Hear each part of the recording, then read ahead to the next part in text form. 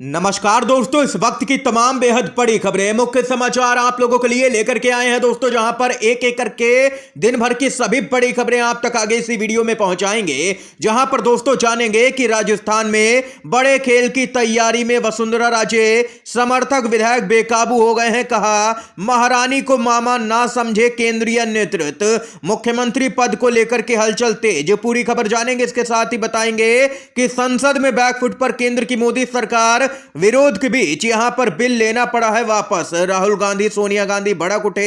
इसके साथ ही बताएंगे कि आरबीआई की सरकार को बड़ी चेतावनी। तो वहीं अगली बड़ी खबर में दोस्तों जानेंगे विस्तार से कि वसुंधरा राजे से मिलने पहुंचे हैं राजनाथ। लगातार मनाने की कोशिशें जारी, लेकिन यहां पर वसुंधरा पीछे हटने को तैयार नहीं है। वसुंधरा के घर की सुरक्षा भी बढ़ाई गई है, ऐसी भी खबर आ रही है। इसी प्रकार की तमाम बड़ी खबरें विस्तार से आगे जानेंगे। खबरों की तरफ बढ़ने से पहले दोस्तों, अगर आप लोग भी बैलेट पेपर के जरिए चुनावों का समर्थन करते हैं तो अब इस वीडियो को लाइक कीजिएगा दोस्तों, और कमेंट बॉक्स में कमेंट जरूर ही कीजिएगा #WeSupportBallotPaper। पहली जो खबर आ रही है बताते चलें।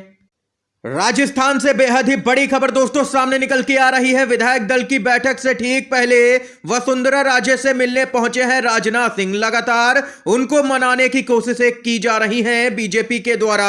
आज होगा मुख्यमंत्री पर फैसला। राजस्थान में आज बीजेपी विधायक दल की बैठक होगी। वहीं इस बैठक से ठीक पहले पर्यवेक्षक और केंद्रीय मंत्री राजनाथ सिंह पूर्व मुख्यमंत्री वसुंधरा राजे से जयपुर में मुलाकात करने के लिए पहुंचे।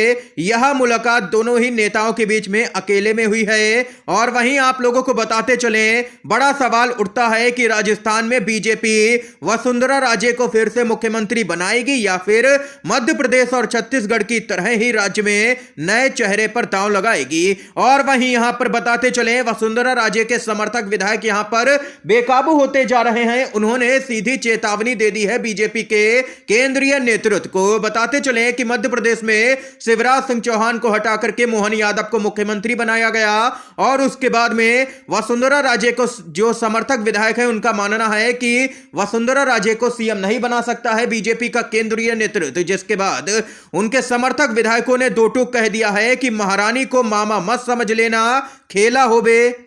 और वहीं दूसरी तरफ बीजेपी ने अपने सभी विधायकों को जयपुर बुलाया है। सामान्य वर्ग से हो सकता है राजस्थान का नया मुख्यमंत्री, ये भी यहां पर सूत्र बता रहे हैं। और वहीं इतना ही नहीं, आप लोगों को बताते चलें कि राजस्थान सीएम दावेदारी के बीच में अब अनीता भदेल का नाम भी जुड़ गया है। बीजेपी के नए प्रयोग में अनीता भदेल की लॉटरी लग सकती है। राजस्थान में महिला मुख्यमंत्री बना करके आधी आबादी को खुश करने का प्रयास यहां पर बीजेपी कर सकती है।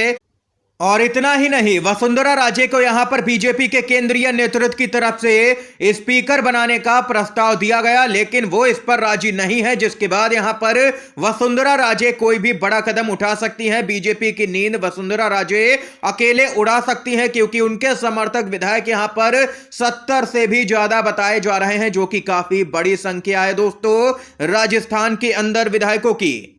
इसके साथ ही दोस्तों आगे की जो भी अपडेट होगी हम आप तक पहुंचाते रहेंगे। अगली जो खबर आ रही है बेहद ही चौंकाने वाली दोस्तों खबर है।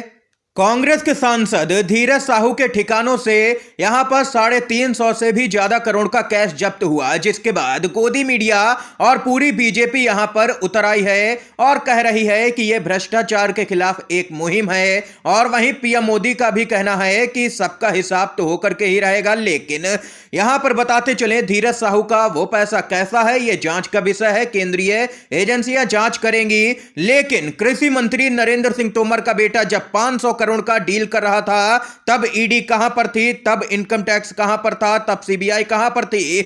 जिस अजीत पवार को मोदी जी कहते थे कि 70,000 करोड़ रुपए का घोटाला किया है, उसको उप मुख्यमंत्री आखिर क्यों बना दिया? यह भ्रष्टाचार के खिलाफ जंग है या विपक्ष के खिलाफ जंग है? इसको यहां पर बीजेपी को स्पष्ट करना चाहिए। और इतना ही नहीं, मोदी जी कहते हैं कि सबका हिसाब लेकर के रहेंगे, तो यहां पर पीएम केयर फंड का हिसाब क्यों नहीं देते हैं? कहां से पैसा आया और पैसा कहां पर गया, इसकी जानकारी आरटीआई के जरिए भी नहीं दी जाती है। इतना ही नहीं, इलेक्टोरल बॉन्ड यानी कि चुनावी चंदे का भी हिसाब सरकार नहीं देगी। कौन कितना पैसा देता है, किस पार्टी को देता है, इसका भी हिसाब सरकार नहीं बताएगी, लेकिन जनता का हिस्सा पूरा चाहिए सरकार को। यह यहां पर दोस्तों खबर सामने निकल के आई है। अपनी राय भी पूरी खबर पर जरूर बताइएगा कमेंट बॉक्स में। अगली जो अपडेट आ रही है उसकी तरफ बढ़ते हैं। संसद के अंदर विरोध के बाद बैकफुट पर आई है मोदी सरकार।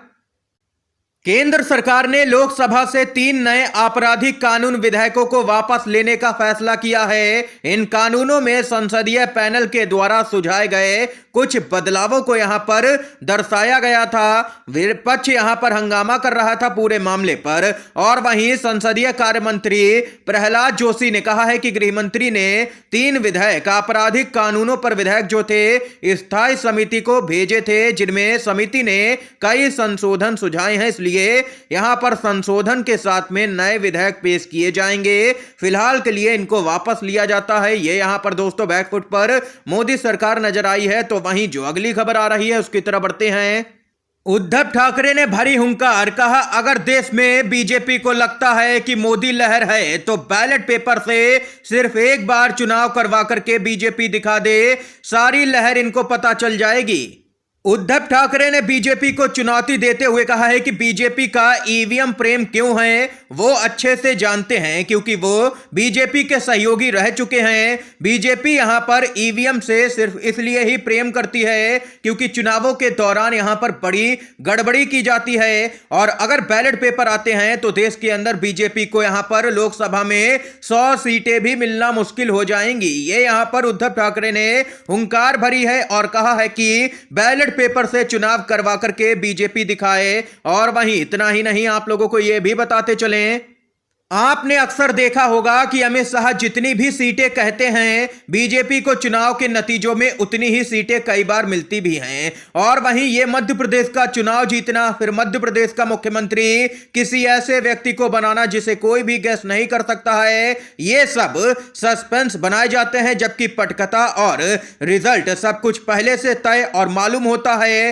मोदी, शाह और भाजपा बड़े पैमाने पर धांधली करते हैं और उसे सिर्फ चुनावी ढकोसला से ढकने का प्रयास करते हैं। सब कुछ पहले से ही तय होता है। ये यहां पर दोस्तों बड़ी खबर सामने निकल के आई है। आप लोग भी अपनी राय जरूर बताइएगा कि आप लोग ईवीएम के सपोर्ट में है या बैलेट पेपर के जरिए वोटिंग के सपोर्ट में है, कमेंट बॉक्स में जरूर लिखिएगा। दोस्तों अगली जो अपडेट आ रही है बेहद ही चौंकाने वाली खबर है। आरबीआई ने दे दी है सरकार को बड़ी चेतावनी, कहा राज्य ना करें पुरानी पेंशन स्कीम के वादे, बर्दाश्त के बाहर हो जाएगा खर्च, संभालना मुश्किल हो जाएगा। जी हां दोस्तों, कांग्रेस पार्टी लगातार वादे कर रही है कि ओल्ड पेंशन स्कीम बहाल करेंगे, लेकिन बीजेपी सरकार यहां पर यह वादा नहीं करती है, फिर भी सत्ता में आ जाती है। आपने देखा होगा छत्तीसगढ़ में, एमपी में और राजस्थान में बीजेपी चुनाव जीत गई। और वहीं अब आरबीआई ने चेतावनी दे दी है कि पुरानी पेंशन स्कीम को बहाल करने के बारे में सरकारें बिल्कुल भी ना सोचे, इससे उनका खर्च कई गुना बढ़कर के बर्दाश्त के बाहर हो जाएगा। आरबीआई ने अपनी रिपोर्ट में यह बड़ी बात कही है। और वहीं सरकारी खजाने के लिए ओपीएस बहुत नुकसानदेह साबित होगी और कई राज्य यहां पर कर्ज के बोझ तले यहां पर दब जाएंगे, आरबीआई ने अपनी रिपोर्ट में कहा है। जिसके बाद माना जा रहा है कि राजस्थान और छत्तीसगढ़ में जो कांग्रेस दावा करती थी कि पुरानी पेंशन स्कीम बहाल कर दी गई है, उसको बीजेपी सरकार यहां पर बंद भी कर सकती है। यह यहां पर माना जा रहा है क्योंकि कई योजनाएं एक एक करके बंद की जा रही हैं। चिरंजीवी योजना का राजस्थान के अंदर पोर्टल ही बंद कर दिया गया। इसके साथ ही दोस्तों अगली जो खबर आ रही है बताते चलें। पठानकोट में सांसद सनी देओल की यहां पर गुमशुदगी के पोस्टर लगाए गए हैं। बीजेपी नेता को ढूंढने वाले को 50,000 का इनाम। लोगों में नाराजगी है कि सनी देओल पिछले 4.5 साल में अपने संसदीय क्षेत्र भी नहीं आए हैं, लोगों की समस्याओं का निपटारा भी नहीं किया है। लोगों का आरोप है कि उन्होंने यहां पर कोई भी काम नहीं करवाया है, जिसके कारण आम जनता के बीच में जबरदस्त नाराजगी है सनी देओल को लेकर के। ये यहां पर दोस्तों इस समय की आज की तमाम बेहद बड़ी खबरें, मुख्य समाचार थे दोस्तों जो हमने आप लोगों तक पहुंचाए। अगर आप लोगों को यह वीडियो पसंद आया हो तो दोस्तों अभी इस वीडियो को लाइक कीजिएगा, ज्यादा से ज्यादा इन खबरों को, मुख्य समाचारों को शेयर कीजिएगा अपने सभी दोस्तों में, और चैनल पर नए हैं तो दोस्तों चैनल को जरूर सब्सक्राइब कीजिएगा। वीडियो देखने के लिए आप सभी दोस्तों का बहुत बहुत धन्यवाद।